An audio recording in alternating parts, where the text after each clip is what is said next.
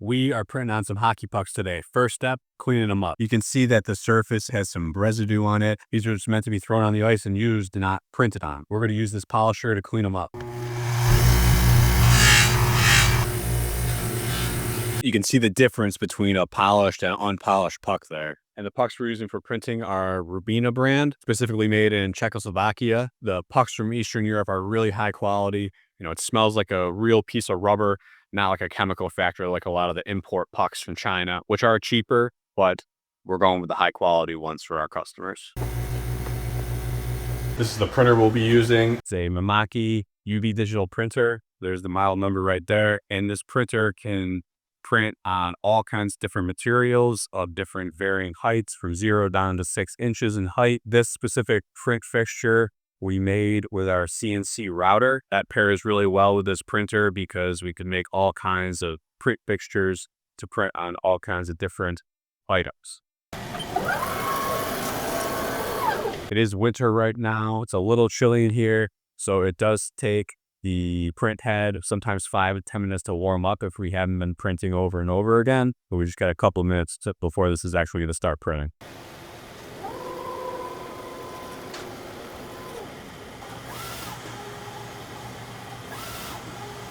So what the machine is doing is dropping the ink directly onto the puck, and then that blue UV light is curing the ink instantly. So we'll be able to, take this off the printer and it's dry to the touch immediately. And it's actually laying down the white layer first and then the color layer behind it.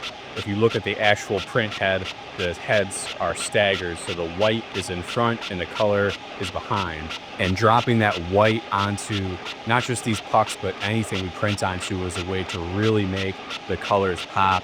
Even, our white leather baseballs, we still print white first, then the color, and then a clear on top because it just really makes those colors pop. In addition to just printed pucks, we also print on our hockey puck bottle openers. And we actually use the same print jig to print on our baseball bottle openers as well, because we have a layer of metal underneath the plexi and the magnets stick right to it. And then we just use kind of the same circles that hold the puck to kind of visually align the baseball on that print fixture. This is actually my third Mimaki printer. The first one I had from 2014 to 2016, and there was a leak in the building I had my shop at, and it bricked it. So we actually got a $29,000 check from insurance to cover that, which I was able to pay off the lease and then put it towards another printer. The second printer was also the 3042 version, which is about half the bed size of this. They still sell it. And that one I just ran in a very dirty manufacturing environment, and I bricked it. I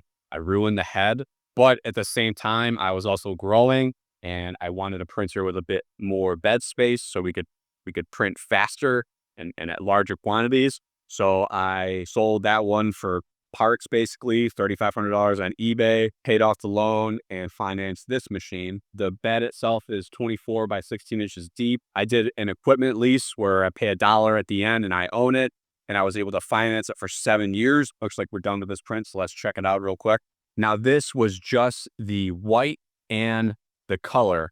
We're still going to actually print a clear coat over top of this. The clear coat really makes the colors pop, and it's a glossy clear coat to be specific. It also does protect that print as well.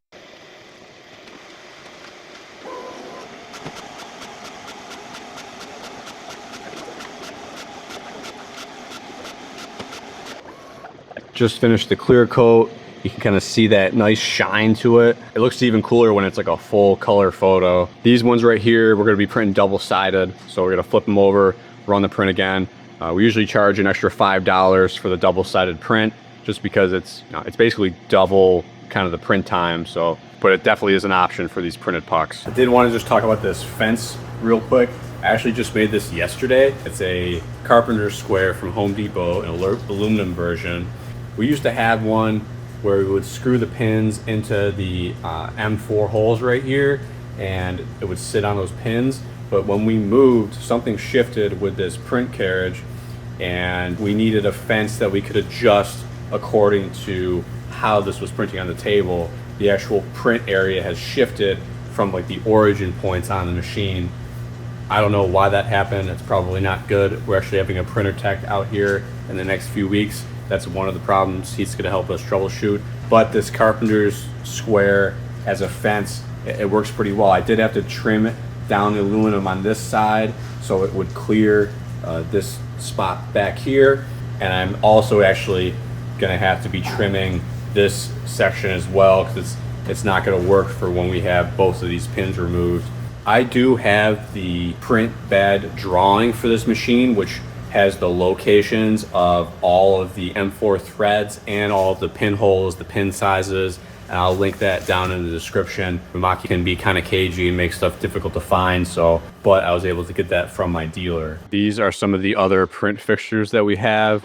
This one is baseball, so the baseball sits in between these 4 pins, and we also do softballs. So we can print on a curved surface like this. It just is limited to like 1.1 on the baseball. I think it's 1.5 inches on the softball, because at a certain point the ink starts to wander if the drop distance is too long. So that's why we have to constrain it to a certain diameter. But the quality is very good. Like we do a lot of golf balls as well, and we're printing on a 7/8 inch print area, and you can see, like, you could put a photo of 2 people in there and see, recognize them, and it's like clear facial features and details. They just look really good.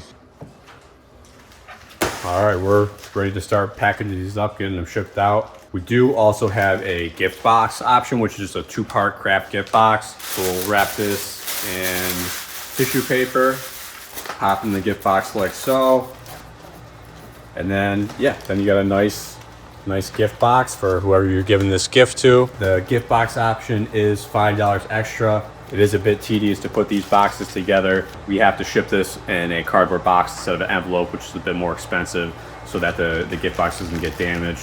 If anybody watching is interested in wholesale quantities, we do have these gift boxes that are blank without our branding. And if you were buying like hundreds and hundreds of pucks and you wanted gift boxes with your own logo on there, we absolutely could do that. It just would be a bit of a longer lead time because we'd have to source the boxes. So that's how you print on pucks. If you've got any questions about the printing process or this machine, I made a video about this printer probably 3 or 4 years ago, and I think it's at 100,000 views. It just goes to show that there's not a lot of content about these printers out there. So I do want to make more videos about this printer. Asking questions about it will give me some feedback as to like what the next video should be about. So ask away, and catch you in the next one.